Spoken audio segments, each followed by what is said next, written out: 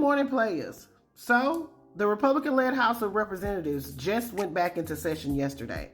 Now, you would think that they would finally start working on things that matter to the American people as a whole, like inflation, the border, child tax credits, things like that. You think that they would work on those things. That's what they said they were going to do. But today we learned, just one day after they're back in session, that we are now in for another long episode at the political theater.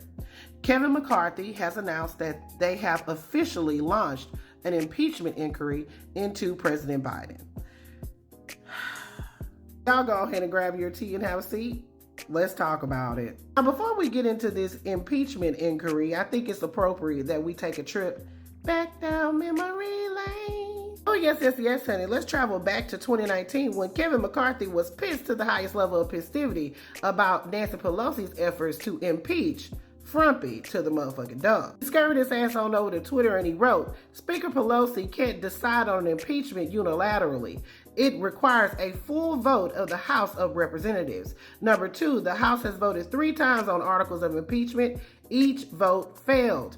Number 3, for Dems, this is all about politics, not about facts." So Kevin McCarthy has provided absolutely no facts to support this inquiry. He didn't answer any questions when he announced this. He has held absolutely no votes regarding this impeachment inquiry, but today he's here announcing that they're going to launch this bullshit. I guess for Kevin McCarthy, it's cool when he do it, but a problem when other people do it.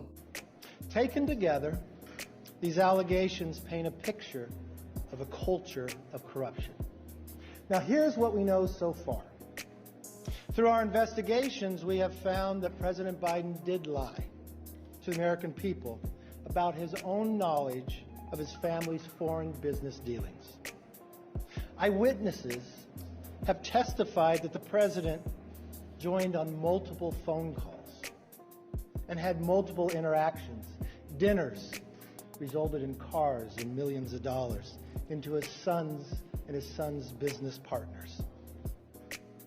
We know that bank records show that nearly $20 million in payments were directed to the Biden family members and associates through various shell companies.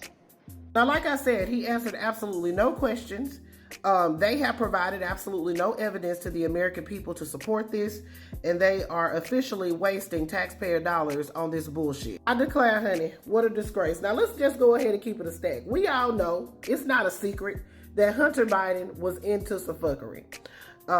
We quite literally saw some of that fuckery courtesy of Mustard to the Must Pop Marjorie. The man was a drug addict, and he was doing some effed up stuff, and he should be held accountable for those things. Just because you're addicted to drugs doesn't mean that you can go around here and do things that are illegal and not be held accountable for them. That's it. My problem is the GQP tried to implicate President Biden in any of this stuff, and they have provided us with absolutely no evidence to support this.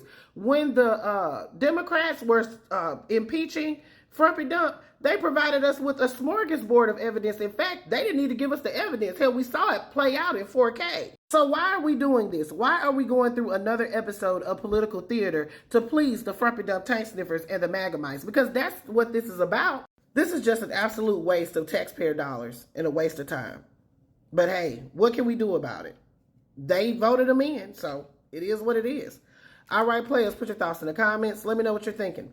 This is Double D Mo for the Black Accurate News.